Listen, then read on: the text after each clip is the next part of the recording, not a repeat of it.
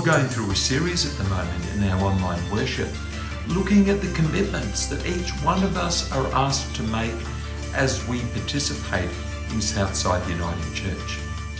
Coming together as one congregation meeting in multiple locations means that we need to leave behind our old previous congregations and to form a new identity as one congregation, one identity that involves a new culture, a new mission, a new vision, new relationships and new structures. And I'm really excited to see that already we're starting to form that identity. And it's because of people like you. People like you who are giving yourself to this new congregation, who are speaking about the we rather than the us and the them. People like you who are participating in activities beyond your own community. People like you who are offering to your commitment to being part of this new venture. Because it's only as each one of us commit and give ourselves to this new thing that we are doing that we will realize all of the blessings that God intends from us coming together. So I ask you to continue, participate in our commitment series and ask yourselves the question, how am I expressing this commitment in my life as part of Southside Uniting Church?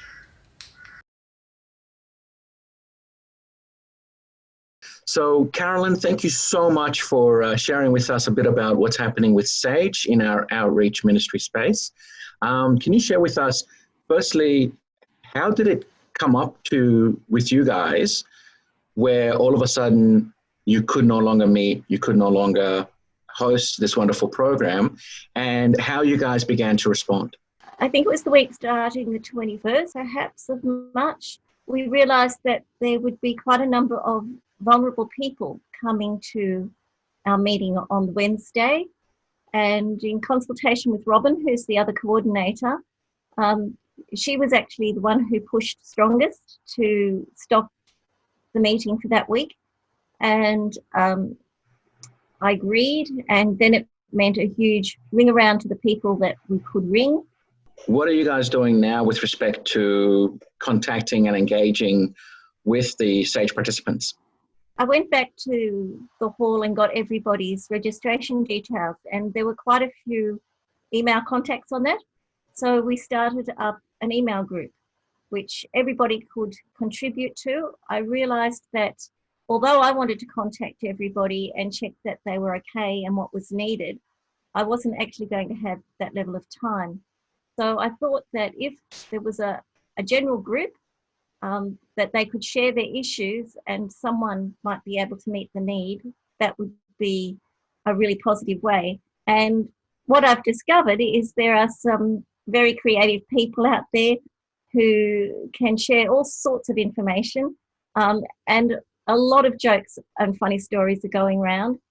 Some they're downloading from, I guess, the internet, but and I'm surprised at how computer literate some of the people are. But I think it's been really encouraging that there are people out there trying to connect still within our group.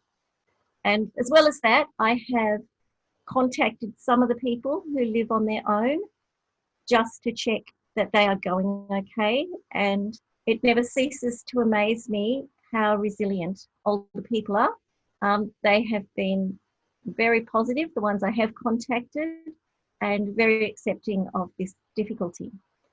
As well as that, I've started up a little Zoom group for the children who go to playgroup at Sage time. And that has met with mixed success because the children range in age from 15 months to Daniel's older brother, who is 6. And it is quite difficult to be like a play school. Our books don't actually open quite the same way as the play school books always do on the television. And the level of interest can wane as well because the children just have to concentrate on the screen. But despite that, I found that the kids really like seeing each other and waving to each other, and it is a really positive way to try and keep in touch. That is awesome. Now, of course, one of the things with our outreach programs is it's not just about running programs for the sake of running programs. We also want to make sure that people are engaging with what's in the heart of the program. And in this case, SAGE was developed to address social isolation in the Mount Gravatt area. So can you just tell us how that focus informs what you're doing now? I think that social isolation is now a reality for everybody, and people can see how very difficult it is, that social connection in some way is really important. And thankfully, we do have electronic means to access people, but not everyone is as capable in that area as others. So I think the fact that we've had leaders in each of our little small groups within SAGE who've been willing to take on the responsibility to contact the people by phone in their group has been a really positive thing. And it has alerted me to the need to ensure that every single small activity group actually has a designated table leader. Excellent. Thank you for that. So I guess the next big question, of course, is we've got this wonderful community that's spread from Yeronga out to Carina, Morningside, down to Currabee and Logan.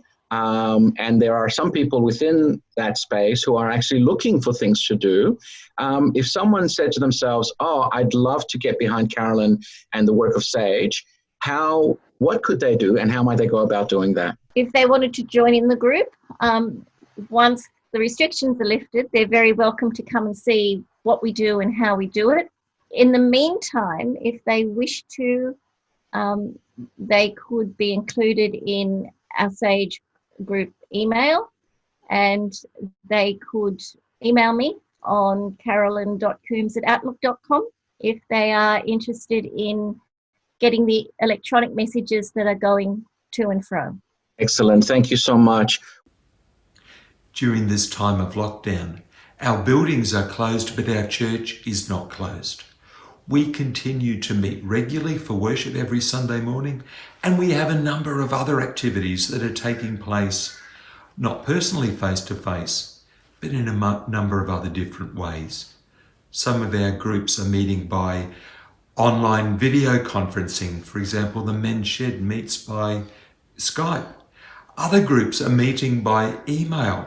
SAGE has got an extensive email network that keeps people connected. We've got other groups that are meeting via Zoom. And of course, there is the connections just by telephone. Thank you for keeping the ministry of our congregation alive.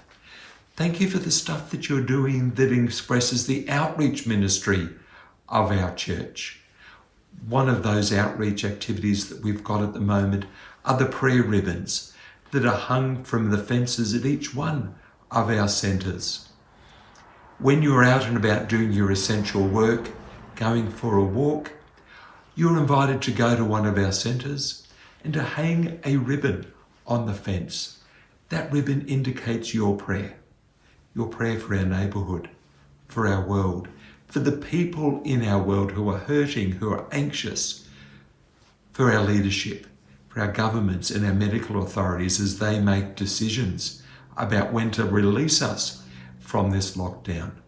These prayer ribbons are a fantastic way for us to be showing that our churches are still active and concerned for the life of the world.